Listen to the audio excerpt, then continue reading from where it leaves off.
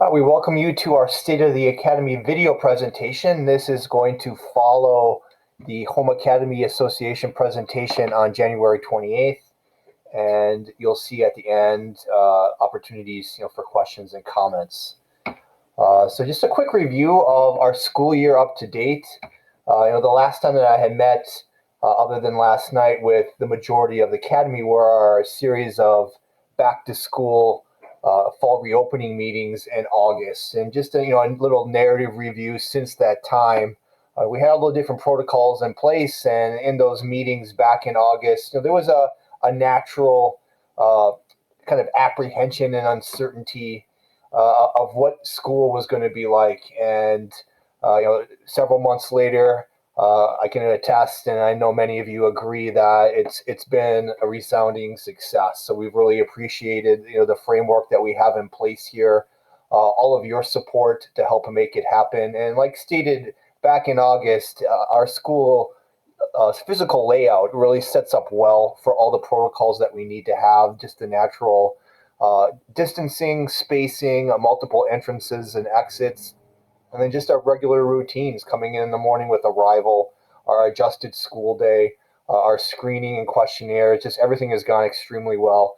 And just one reminder is the necessity to maintain that stay home if you are sick uh, policy. I know that can be a major inconvenience to parents at times. But what happens here is if a student does show any symptoms during the day, they're sent to the nurse and then they're going to be sent home. So you guys could really kind of help the efficiency of our process here at schools if there's any type of symptom at the beginning of the day, to just keep the students at home, and that's really going to help us uh, just stay safe as these weeks and months progress. One thing of note lately, our last couple of weeks, we have been undergoing our mandated state testing, and at this time, we've had 44% of our students' population, our total population, tested in the last 2 weeks, and so that's not even including parents that sent in students testing information from earlier in January. So it would actually be more than that in our academy, more than the 44% tested. So that's a great number, to show that we are safe here. We're awaiting our second set of results to come back from SOMOS here over the next few days. In our first rounds testing last week, we had no positive cases. And so it does show that the science of schools are very, very safe. And the whole idea of the mandated testing is once our school has a 2 week average under the zone's average, which is currently around 6.6%, we will no longer have to test our students. And so that's looking very probable based off of our results from the first time and then coming in here this week. So again, we thank you for your consent, and we are very appreciative for the Somos company. They sent a team of technicians that were just wonderful with the students, and they really made that experience as painless and challenge free as possible. So thank you again for all who participated in that.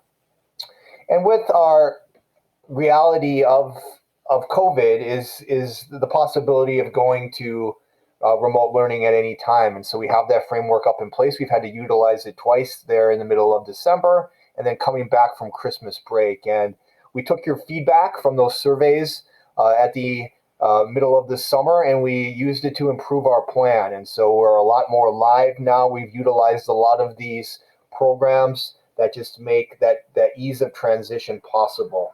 So we'll continue to do that if needed, and this is now going to be the reality on days of inclement weather, such as possible snow days. And we thank you guys for your participation in that and your support on making that work. So just a quick review of the academy programs that we have in place here. Catholic identity is huge here, of course, in our Catholic school, and the pandemic has affected the way we're able to do certain things. And so just a review of some of those changes is our usual prayer day would have began in the gym starting at 7:58, 8 o'clock. But because of our arrival now straight to the classrooms, we're not able to do that, and because of our restrictions on spacing. So what we do is utilize our public address system a lot, especially in terms of just daily shout outs, announcements of birthdays, and then prayers and recognition of special feast days in the church. So I usually do that towards the end of the day, just to kind of give a shout out of the day and to recognize, and that's gone well.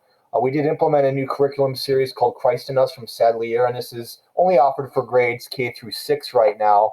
And it just makes it a little bit more, I would say, student friendly in the types of presentations of the lesson. And I really like the essential questions that are woven into the lessons and units to really help students kind of understand the reason why the church teaches certain things in its concepts. And then since we're not able to do our weekly participation in Mass, what we've started on Mondays is a weekly rosary where we've had student leaders from several grades come to the office, and then we take turns leading the decades. And so it's kind of a beautiful way to join together in community and solidarity, and that's worked well. And we're going to continue to utilize that here through the rest of the year. And do know that you are in our prayers every time that we say that rosary. Next, in the areas of curriculum and instruction, we continue to strengthen this area for many reasons, especially through our continuity of learning programs here. And so in ELA, especially, we use the Pearson format, and they've switched over to a platform which is now called the MyView, and it's taking the place of the former Reading Street. And it was a new program for them this year, and what we do is we supplement it with different programs and units such as junior grade books, and we're going to continue to tighten that up. And we're also going to be including a greater development of writing in some teachers' college writing units going forward, which we're excited about. In math, last year we made the decision to go Math straight through kindergarten through 8th grade, and you'll see those students now that go through that program in its entirety. It's going to be really impressive. So in the past, there were a couple different math programs being used, and when you do that, have a certain program in lower grades and then a different one in the upper grades, it really takes away just the consistency of terminology and strategy and skill. And so I can already see those strategies that are being tested or used in kindergarten. Once you see those students go into 1st grade, they really start to apply it.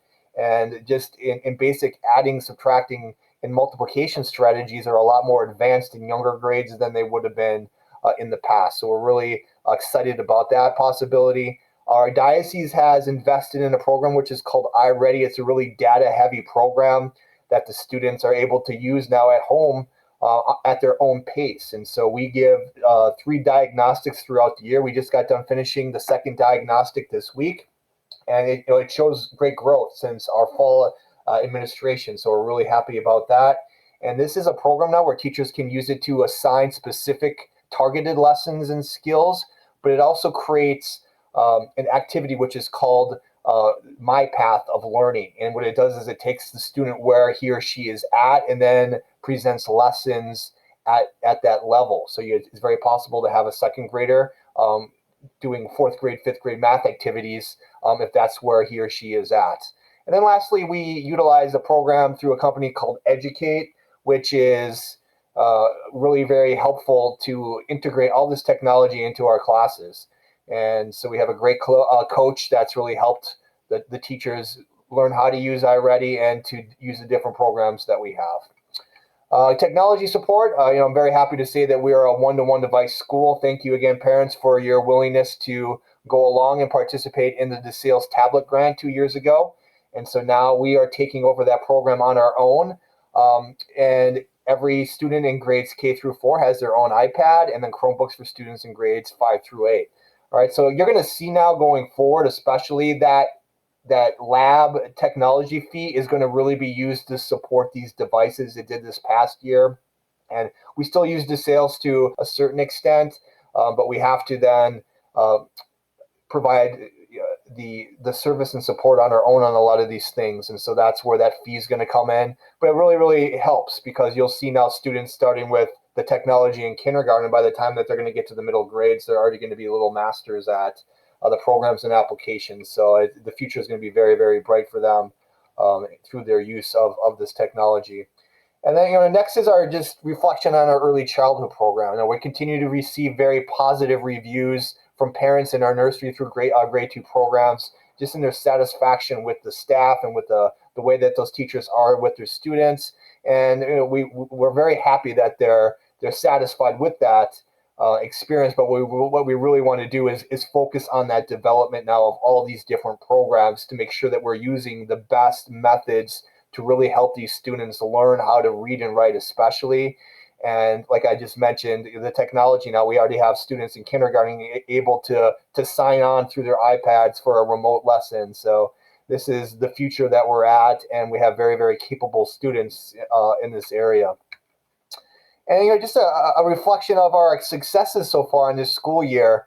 Again, going back to that initial fall reopening meeting, there was an apprehension and fear, and I would say it's all been met with just great satisfaction across the board.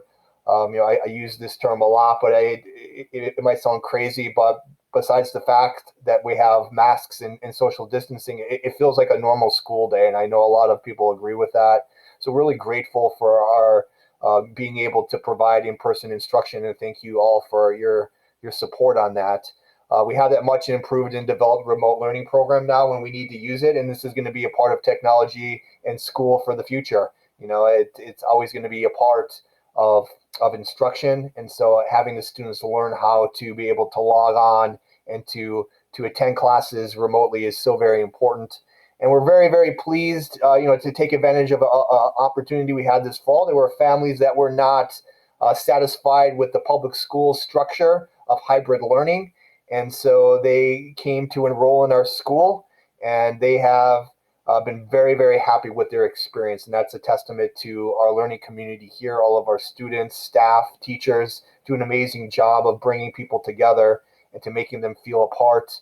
And we thank you, parents, for welcoming them in into making them a part of our community, which is always great to grow. So our plans for next year, especially, and I know you heard this last year, and this is a frustration that we have, is we have the brand new STEM lab, and you'll see a picture of it down there in the lower left-hand corner. But because of restrictions due to COVID, we haven't really been able to use it. And so that is our plan for 2021, is we're going to definitely utilize that. If we still have restrictions, they're probably going to be reduced, but we will have a schedule of students that are using that regularly. That's going to be a great addition to our learning program here. And it's going to be an opportunity for us to grow onto that and to make it a stream lab. So for those of you who are unfamiliar, each of the letters in that acronym represents a different subject area, and then the difference between STEM and stream are those two letters R and A, and what we would do then is incorporate it for religion and arts as time goes on. We're going to continue to develop technology integration in all of our lessons. We're already doing that, but we're going to just keep developing that to the next level. And then we're going to continue to develop all those critical thinking skills, and especially the development of writing. That is my passion. That is my love. And so I'm going to make sure that students are developing in their writing, starting in the early grades, going all the way through high school, through middle school. So that is going to be an area that you're going to see a lot of growth, and we're really excited, to show off our students in those areas. So what will the next school year look like? We really don't know at this time. The diocese has hinted that there is going to be, reductions in restrictions. There's probably still going to be masks. There's going to be still distancing to some extent. One number that they are throwing out there now, again, this is based off of just guidelines that they've heard, is a reduction from 6 feet apart to 4 feet apart. In the classroom, we're going to definitely try to do 6 as much as we can. Event restrictions, we still don't know what that's going to look like. We would like to have students come together more for gatherings and just to build school spirit and community. Then one thing they have stated for sure is their distance learning program has had a lot of challenges this year. They have lost a lot of money, so they're already setting the rates for next year. This is what I've heard most recently, is that for one student it's going to be $6,000, for two $10,000, and then for three $15,000. And one big difference there is the Aquinas students will not count as students in our academy. And so that student will have no affiliation with us. And we definitely want to work with those families that were distance learning this year. So please reach out to me, and I'll be reaching out to you as well to come up with a way. There's a way that I think we could make that work here. I definitely want to make you guys continue to be a part of St. Adalbert's. So what have we learned from the pandemic? Here's two really big areas, I think, is that, first of all, there's great value in education.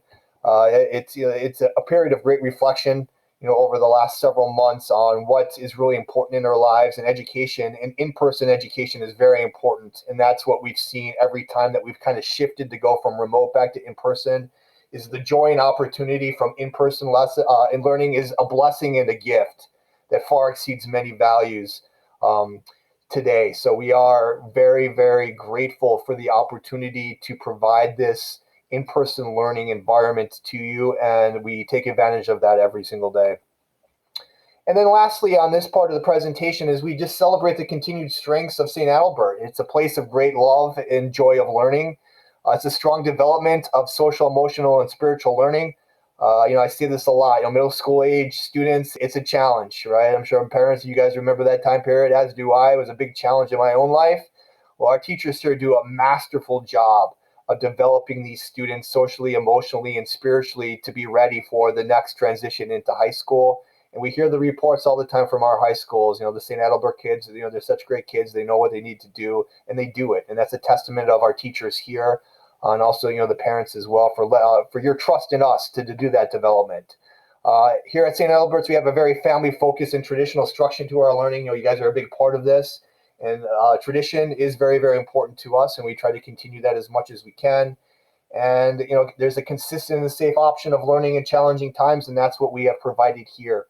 And so we have a lot of blessings in these past months. And again, we thank all of you for your help with that.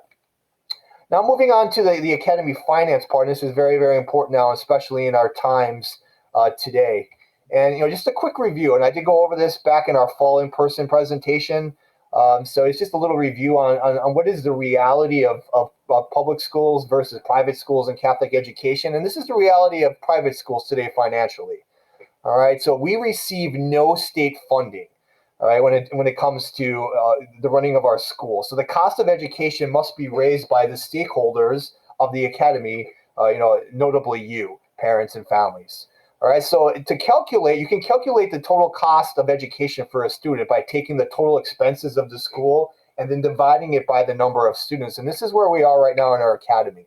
All right, so based off of our budget for this school year, our total expenses are very close to $1.5 million, and we have 218 students if you do not count pre-K. And pre-K is a public school program, so that's why it's not counted into this.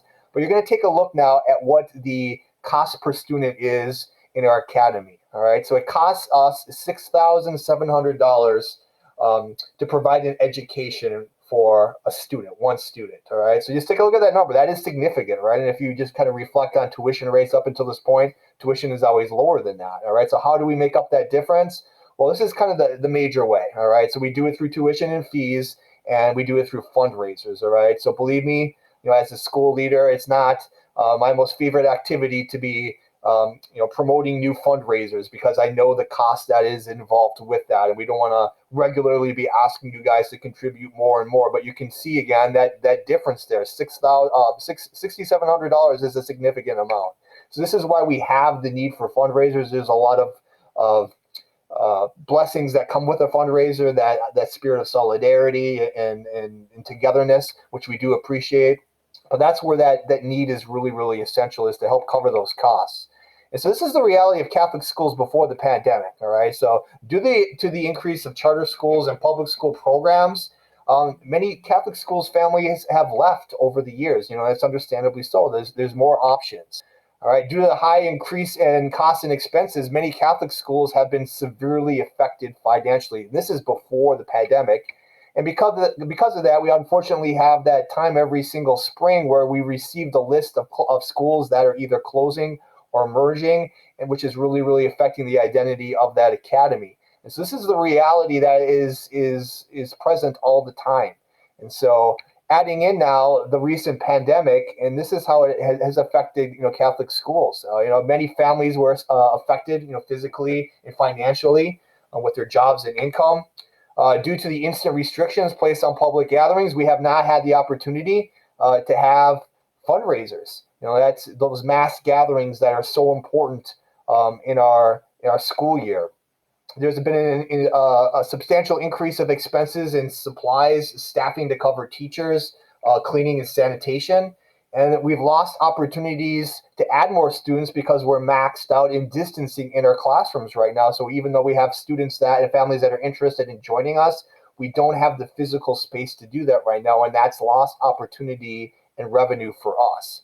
So specifically, this is how the pandemic has affected us at St. Adalbert's. All right, so this past summer, we had several families move out of the city just, to go to Long Island, to New Jersey, north of the city as well. And, they're getting houses, they're looking for other opportunities. And those were tough losses because those were families that were established here. They were very satisfied and happy with their experience. But, we wish them well, but it's also, a loss on us in a lot of different areas.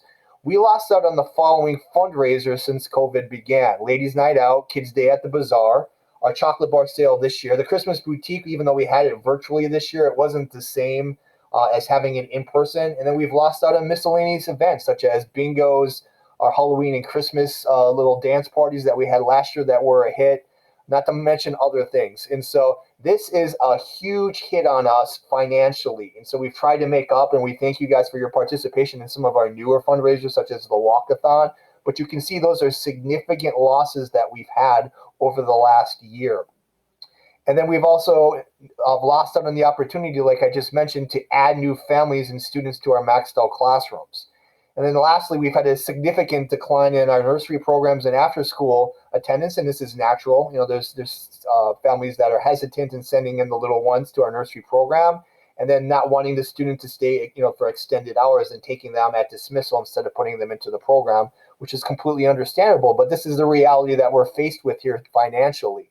So when the diocese looks at a Catholic school, to see where they are, financially, this is what they look at: their current financial situation, their enrollment numbers, and then also the trends of those two things above. So this is where we are now at St. Adalbert's. And so as you just saw, we've had a major loss of fundraising revenue in the last year, and that's understandable. And the diocese is aware of that, and they know that. They actually have complimented us for our efforts since the pandemic began to implement fundraisers, and our success rate there has been higher than some of the other schools, in the area. So again, we thank the parents for your help there.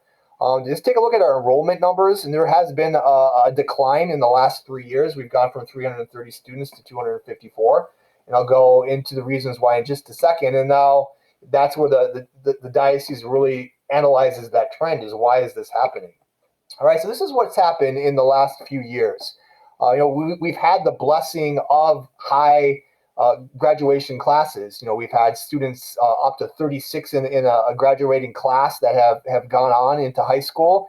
And because of that, we have to replace those students in our enrollment, and our kindergarten enrollment is not matching that. All right, so we've had some smaller kindergarten classes come in, and so we've lost students because of that. And then, as mentioned before, we've had families move out of the area, which has affected our enrollment numbers. And so we want that to go back up because those are much needed areas, for us in terms of opportunities to reach out to families and students and revenue for our school. And so this is what our diocese has recommended, and we've already started on these different areas. It's to increase our publicity and our marketing. And so in these 3 areas, we've had a greater outreach. We have a board member, Melissa Gibolero, who's done an amazing job of promoting our school, and we thank her for her efforts, and we thank you guys for passing those posts on and communicating with your friends and your acquaintances to let them know about St. Adalbert's. We focused on opportunities for growth, and these are our 3 big areas going forward. Is we want to really tap into the pipeline at the Church of Ascension, which is an affiliated parish with our academy. Is we want to continue to make improvements to our pre-K for all program to make it a little bit more academic friendly. And then we really want to improve that curriculum in grades K through 2. And this is, again, where our class sizes are a little bit smaller. So that's where we have the greatest opportunity to add students. And so what's the best way to do that? By really providing the best educational opportunity possible in the terms of academics. And so that's what really you're going to focus on. And then lastly, the recommendation to all schools, especially at this time, is to raise tuition. And that's what we're going to have to do. We do it every year, but this year, you're going to see it's going to be a little bit different.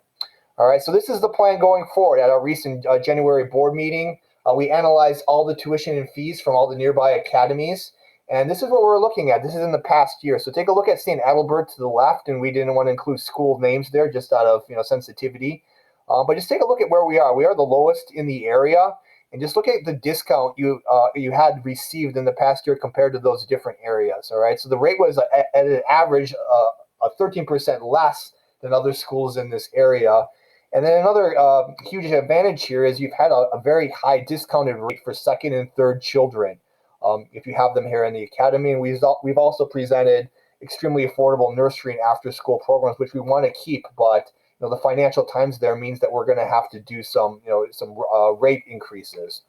So this was what we looked at in our analysis, is that there's major increases in these three areas of costs for the upcoming year in our budget. So teachers' medical insurance, property insurance, workers' comp, and then just general overall operating costs in our academy has gone up. So the first two, we have an average of 20% increases in costs. That's very significant. And we always have a goal here to raise our teachers' salaries. Our teachers work extremely hard, and they're already receiving salaries almost at a rate of 50% less than their colleagues in public school and in charter schools. And so we want to remain competitive in order to keep our teachers. They do a lot of great work. They work more hours during the school day than those teachers do in public and charters. And so we want to compensate them for that. And we want to always be able to offer them raises for their hard work. And that's very understandable, and that's very deserving. So this is the conclusion that we had at our last board meeting, is we needed to determine a tuition fee increase rates that would help cover costs, would help bridge the gap to offer family discount rates closer to the regional average, all right? And then to increase rates in nursery and after school to match the competitors.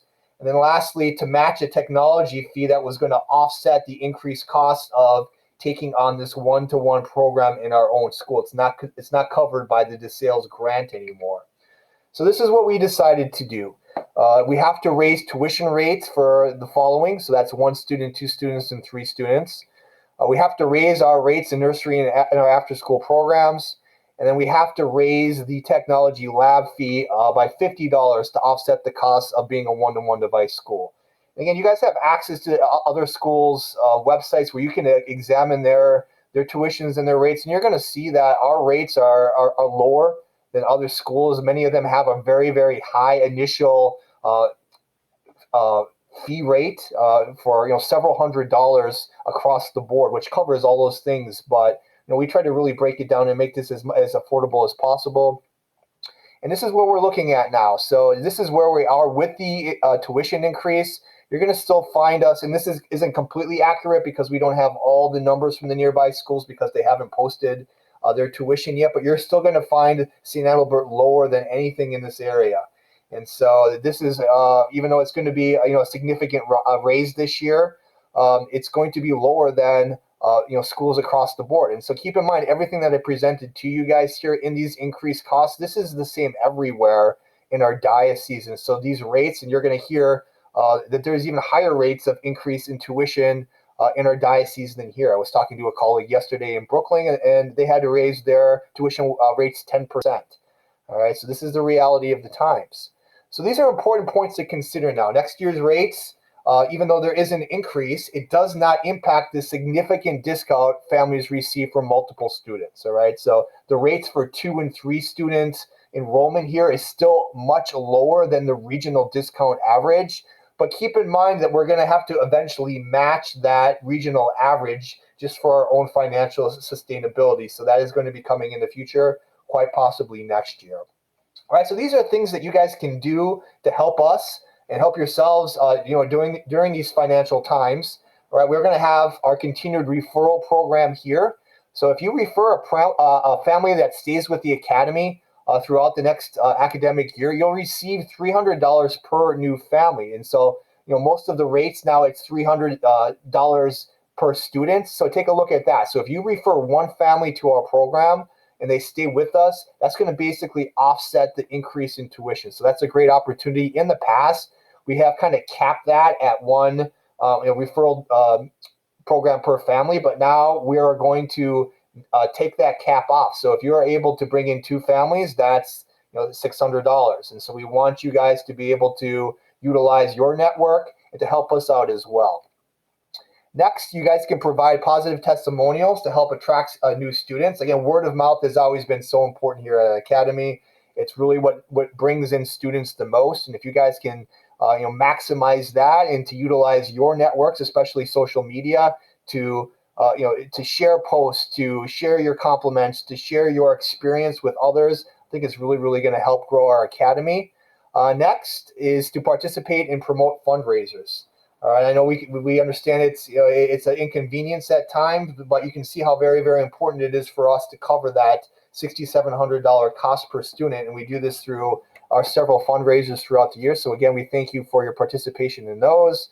And then lastly, you always have the opportunity to apply for assistance through Futures in Education, which is now open, and you're receiving information, again, in your folders about that process. We have many families that receive assistance through that program, and it's very wonderful. So we really encourage you guys to apply for that and take advantage of that wonderful program by the diocese. So these are the next steps. There's detailed information being sent home now on tuition in folders today. And this video is going to remain available for your viewing on YouTube with a link on the website. So go ahead, go back, look over different things. And there's always opportunities for you guys to share questions, comments, and concerns. You can always email me. That's my Dialbrook email address there. You can always contact me at St. Adalbert Remind. I have that set up as buzz notifications on my phone, so I can see your message instantly. There's many of you guys that have reached out to me in Class Dojo. You've called the office, but the best way again to get a detailed response from me is through my email. And some of you guys have used the T. Morris at St. Adalbert one. You can, but I always have the Dialbrook one open on my office computer, so that's really the best way for you to get in contact with me. And so just lastly, we want to thank all you guys again for your continued trust and support of our academy. I know it's never easy to see a significant tuition rate increase, but please know that it is needed, and it just emphasizes the value in in-person education. And so we really strive to give the best quality experience here. We're constantly looking for ways to improve, and this is why your feedback is so important. So please keep that that method of communication open with us. We're always a phone call, or you stop by and see us, before or after school. I'm always available in the yard there. Now during our routine until 8:15 in the morning, and then always available by appointment after that. So thank you guys again for your continued support. We're here to answer any questions, and we look forward to making 2021-22 a resounding success in St. Adalbert's community, and we really look forward to a great future.